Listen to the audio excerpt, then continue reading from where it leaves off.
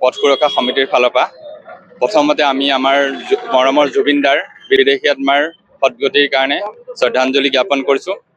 লগতে আমি আমাৰ এই সমগ্ৰ সাংস্কৃতিক জগতখনে যি কঢ়িয়াই নিছিল আমাৰ প্ৰত্যেকজন অসমীয়া প্ৰত্যেকজন অসমৰ ব্যক্তিয়ে এটা গভীৰ দুখ বহন কৰিব লগা হৈছে।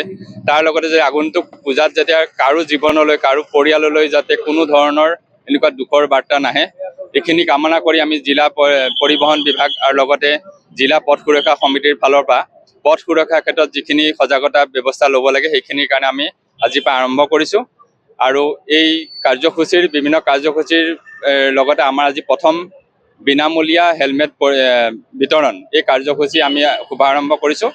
আৰু আমি সকলোলৈকে এইটো আহ্বান জনাইছোঁ যে পথ সুৰক্ষাৰ ক্ষেত্ৰত যিখিনি নীতি নিয়ম মানি চলিব লাগে, যেনেকৈ দুচকীয়া বাহনত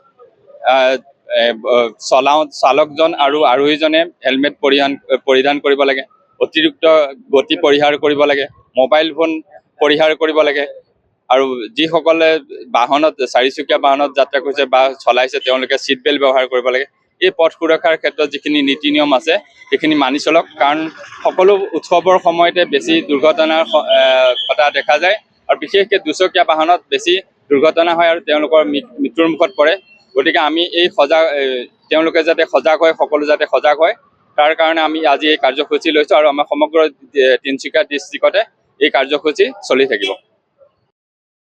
যিকোনো খবৰৰ বাবে যোগাযোগ কৰক 7099017330 লগতে 7099017110 নম্বৰত।